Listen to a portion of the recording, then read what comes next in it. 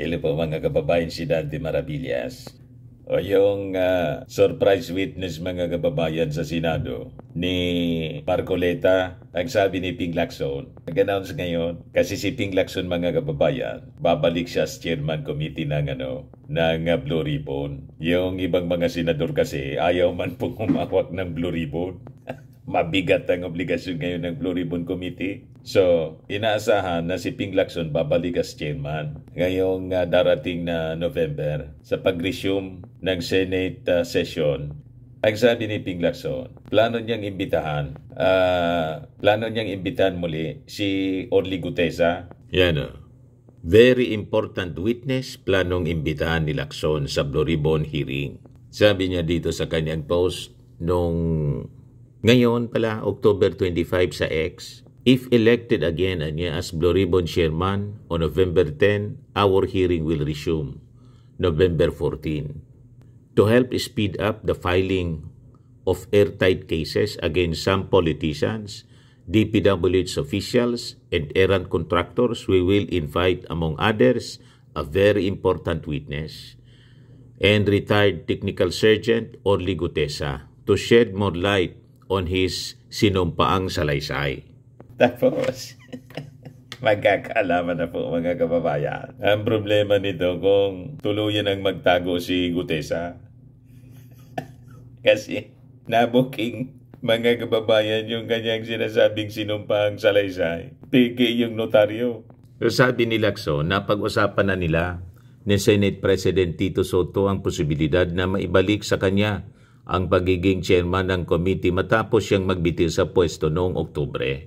So plano niyang imbitahan nitong si Orly Gutesa na nagpakilala bilang dating security escort daw ng dating kongresista na si Saldico. Pero remember, dinisaon mga kababayan ni Saldico si Orly Gutesa. Iniman na niya yan sa akin talaga naka-detail, kundi sa aking pamilya. Pero umalis na nga po. At based sa background ni Gutesa, before na ma-assign mga kababayan siya as security ng pamilya ni Saldico, na-assign pala siya bilang security ni General Bantag, ni Faildon ng Customs, panahon ni Digong, ni Andanar, yung PCO Secretary, si Martin Andanar, saka yung pinaka-mayor na personality, si Sara Duterte. Na-assign pala kay Sara Duterte. Kaya kaduda-duda, mga kababayan, yung surprise witness ni Marcoleta. So tingin natin, kasi piniki po yung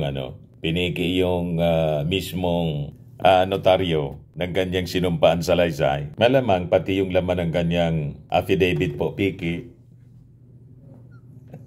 Di ba? Nagawa mong pikiin yung notaryo. Anong rason na hindi piki yung mismong laman, yung content mga kababayan ng kanyang affidavit, hindi piki. So ngayon, bakit po siya magsisinungaling sa ilalim ng panunumpa? Ang sagot niyan mga kababayan, napakasimple. May script kasi. Kaya nang binabasa yung script, pinapabasa mismo ni Marcoleta. Basahin mo anya para wala kang malampasan. Kaya makikita ninyo, talagang desperado yung grupo na nasa likod po ni Gutesa. Gamit ang posibleng mga bayarang testigo po. Yan ang mga possibility po. Kaya nga po nang imbita ng DOJ, hindi sumipot. Bakit hindi kasi sipot? Kasi siyempre, hindi niya kayang idepensa yung kanyang kwento or patunayan yung kanyang kwento pag siya po krinos-examine. So, kaabang-abang ito pong susunod na hearing ng Senate Blue Ribbon Committee. Kung ito pong si Gutesa, sisipot ba o hindi? Yun ang ating abangan mga kababayan. Pag hindi sumipot, alams na. Di ba? So makikita natin sa kwento, if you just analyze it very carefully, lumalabas talagang peki ang kwento ni Gutesa. Sinadyang gumawa ng kwento, inilagay po, sinulat sa isang affidavit para magmukhang totoo. Yung abogado mga kababayan na nakasulat sa notaryo yung pangalan, walang kaalam-alam pala po. Si Atty.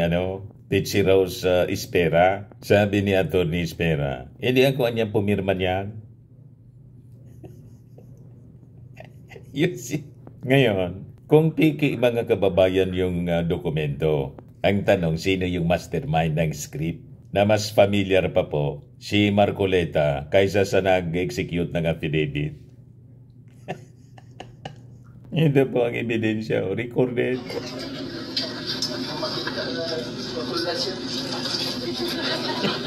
Tawanan sila.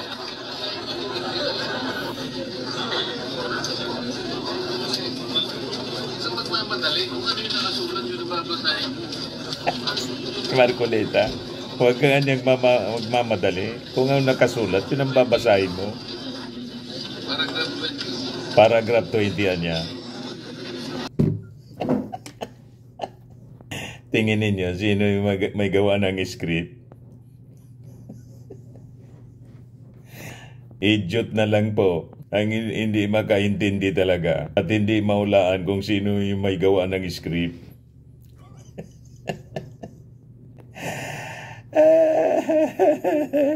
Pero ang malinaw mga kababayan, talagang si Marcoleta ang siya mismo ang nagdala ng testigo kay Gutesa sa Senado bilang surprise witness. Hindi na isa ilalim mga kababayan sa usual vetting process. Bigla na lang po inarap ni Marcoleta sa hearing ng Senate Blue Ribbon Committee. Doon pa lang po, may problema na. Diba? So, dahil peki yung notaryo, masasabi natin mga kababayan, si Gutesa nagsinungaling mismo sa harap ng Senado. Kasi tinanong pa siya kung totoo yung yung notaryo, totoo niya. So matatandaan natin mga kababayan, si Ping Lacson mismo ang nagbigay ng babala. Yan sa report po ng One News. Surprise witness may be liable for perjury, sabi po ni Ping Lacson. Pero sabi ni Lacson, the alleged false notarization niya is just a side issue as he vowed not to get distracted from the aim of the panel to expose the kickback scheme in ghost and substandard flood control projects.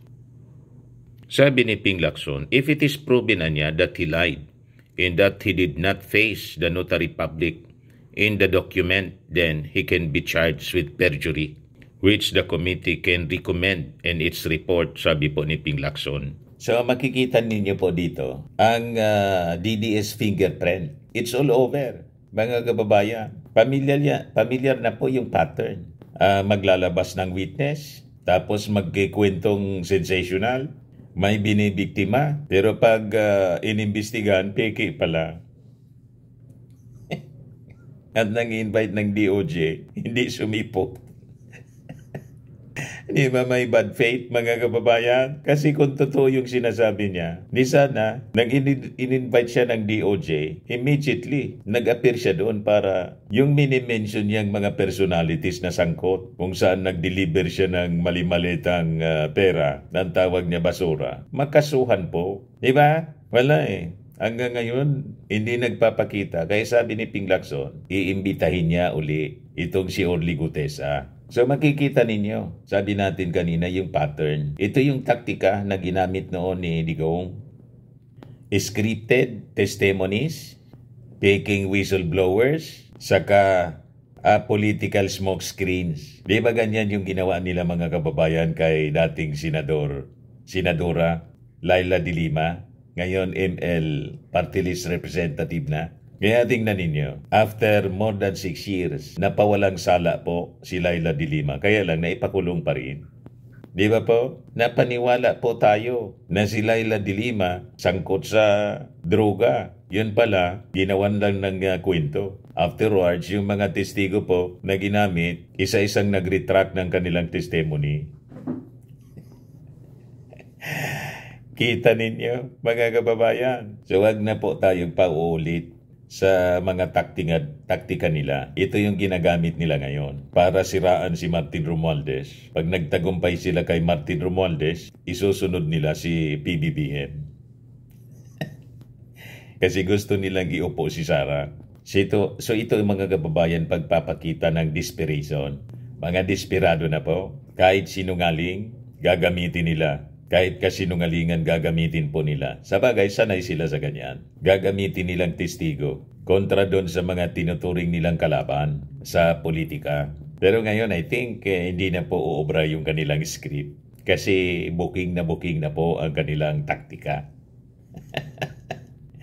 Di ba po? So, makikita ninyo kung paano baluktutin ang kwento ng mga DDS. Ito yung style nila. Distortion ng mga kwento.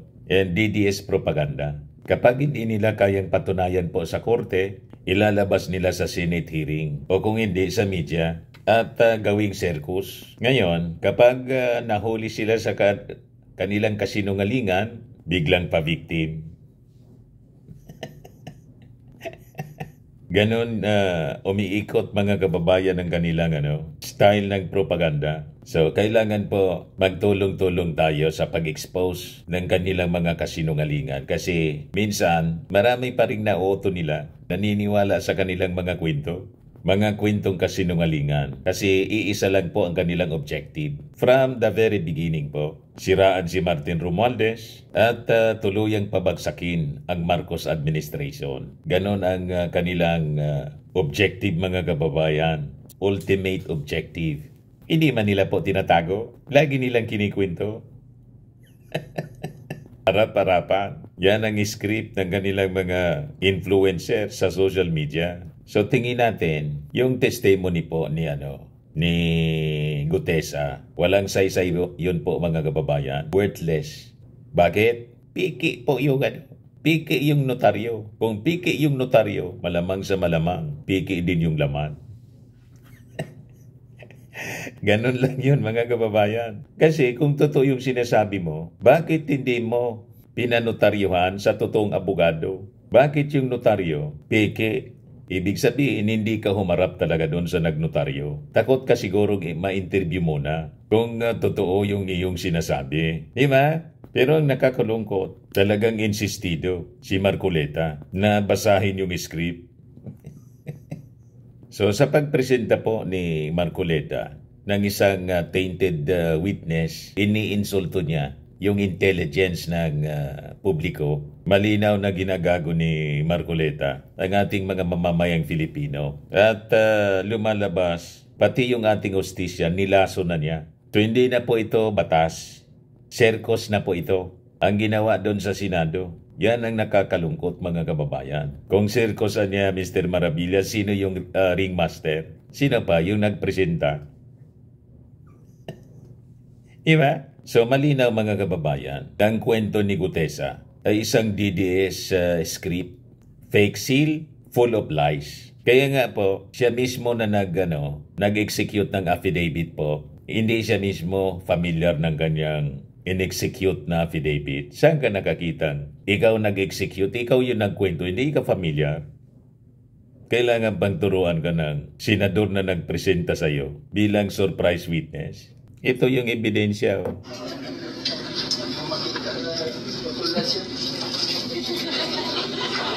Kaya nagtatawanan yung mga tao doon.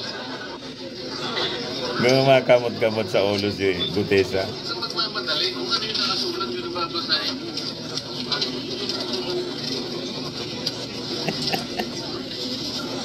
20. Paragraph 20. Paragraph 20 niya.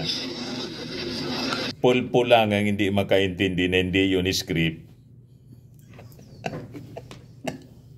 Unless gusto mong matawag na pulpol, o di sige, paniwalaan mo yung kwento ni Gutesa na testigo ni Marcoleta. Paniwala kayo kay Marcoleta. Kung gusto mong matawag na pulpol, moron, idiot.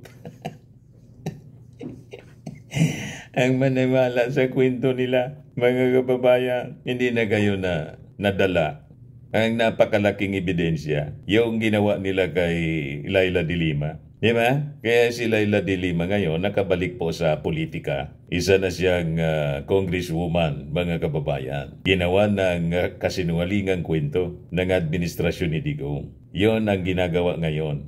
The same script of lies para siraan po si Martin Romualdez. And ultimately, ang target po, ang pagpatalsik sa ating Pangulo.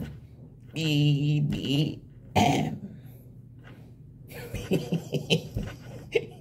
Payag kayo sa ganon? Ayan man lang po ang ating short video ngayon. Ako po si Dante Maravillas. Bye-bye. God bless.